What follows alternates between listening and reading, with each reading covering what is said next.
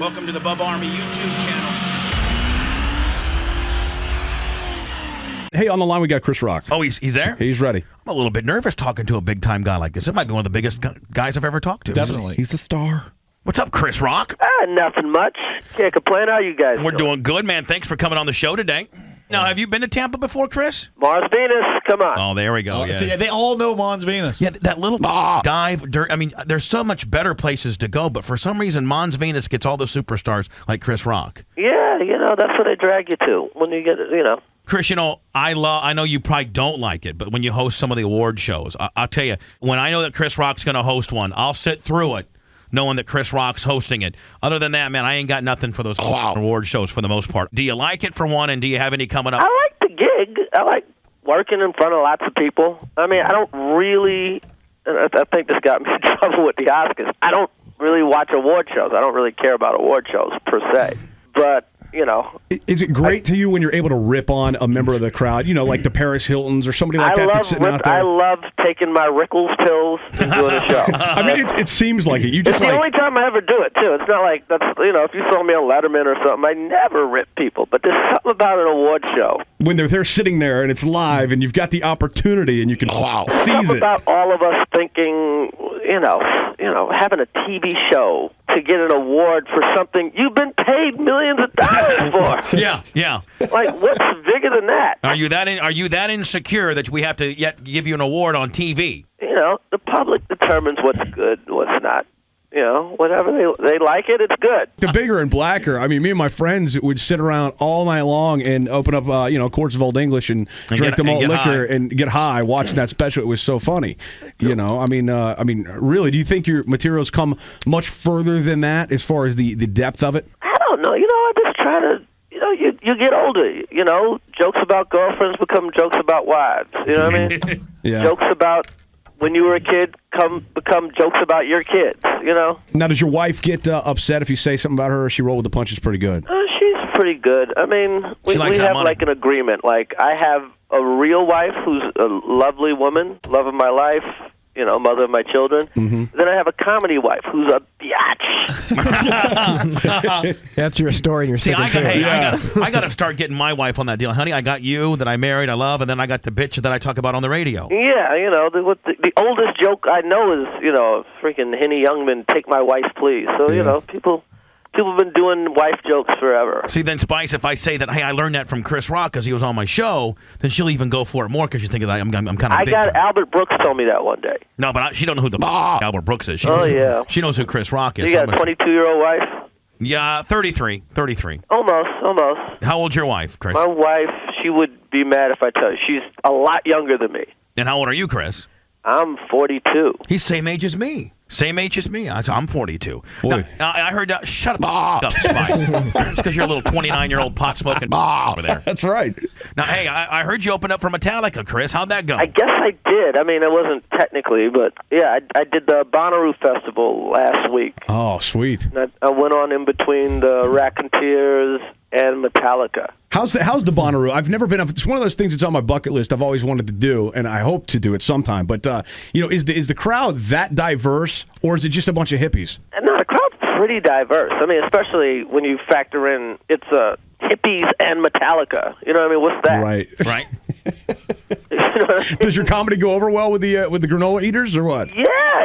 I mean, it was scary because it's like 80,000 people, but the first 12,000 in front of me was this hardcore Metallica fan. And I'm talking to like the Master of Puppets crew, not the Inner Sandman crew. Right.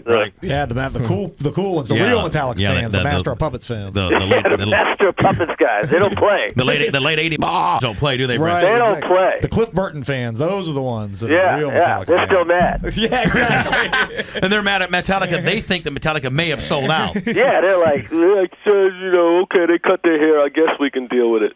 It's like, dude, the hair's been cut for 15 years. So. Dude, speaking of changing looks, New Jack City's on like all the time, and you look at your character Pookie in that movie back in '91, and then you look at yourself today.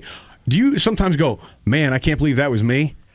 Yeah, I was like, it was weird. I was playing a crackhead, and I kind of looked like I was skinny as a crackhead. Yeah, like you had that roll down, bro. Yeah. Like, my acting had nothing to do with why I got the part. I think I was the skinniest guy that ran for it. No, I never knew that. Somebody reminded me that he played in Boomerang. Yeah, absolutely. I never knew that. Yeah. I paid my dues, man. You did, man. Beverly Hills Ninja. Oh, that's a real due payer. Dr. Doolittle. Oh, yeah. Nurse Betty. Nurse Betty was a good one.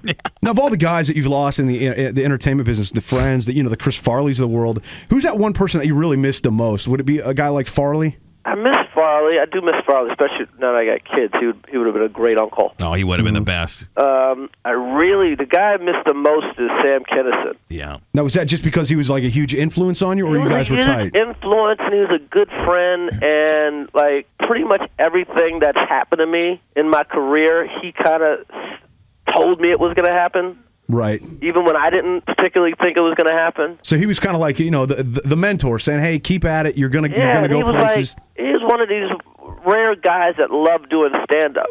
Like most guys, they do stand-up just to do movies, right? Or to do a TV show. Like Sam Kinison loved being a stand-up. He loved the rock and roll atmosphere. He loved touring. And, even some of the stuff I'm doing now, I'm like, Bonnaroo, Kinison would have ate this up. Yeah. But what, Metallica? Please. He would have been out there making fun of Metallica. Yeah, he would have joined them on the encore, Yeah, he would have. Any aspirations or, maybe working with Chappelle again in some capacity? I would love to work with Chappelle again. I did a show in New York around, about a couple of months ago. And he opened up, he did like 5 minutes or whatever. He just picks his spots now, doesn't he? He just came. I asked him to go out. He went out, did a couple of jokes, brought me on. It was great. People freaked out. They're like, whoa. That'd be a great show, Brent. You going to see Chris Rock and you get a little Chappelle opening deal? We got a little Chappelle. I wonder if anybody got a picture of it. That'd be great. Us days together, arms up. Now, do you have any openers on your tour now, or is it just you? I got my man, Mario Joyner. Mm-hmm. He does most of the dates. I bring a lot of old school rap guys like Biz Markie. Oh yeah, no, you do not. You got what I need. Yep. Oh, people go berserk. Hang on, what's Biz doing? Just a friend. What's he doing now, Chris? He DJs a lot, but I call him up and I have him open up a lot of shows, and he's great. Oh, that's awesome. That's got to get the crowd going. That really gets the crowd going, especially unannounced. It just. Not expecting it, all of a sudden Biz pops out, and then Biz Markie comes out. Now, that's random. Now, Chris, like so what are some of your favorite cities that you like? And there's got to be some cities that are kind of I'm got to be in, wherever. I'm fortunate enough that I'm on the good road. Right.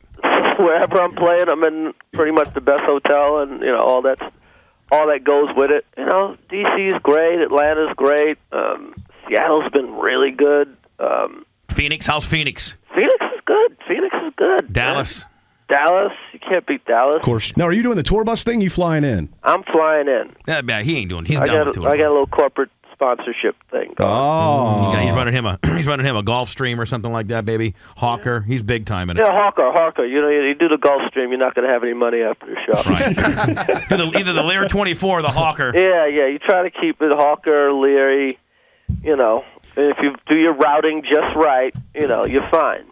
Yeah, you start going like, Dallas to Jersey, then Jersey over to Denver. Then you can't, you go like Atlanta, then you go Jacksonville, then you fling over to Tampa, and you're fine. You don't spend any money. Go back up to New Orleans, and then maybe head over to San Antonio. You got it exactly right. Anyway, I know Chris has got to get going. Chris, man, first time I've ever talked to you, man, I got to tell you, thank you so much for giving us a chance to talk to you. No problem. Thank you, Chris. All right, Take care. care. Bye-bye now. Chris Rock, ladies and gentlemen.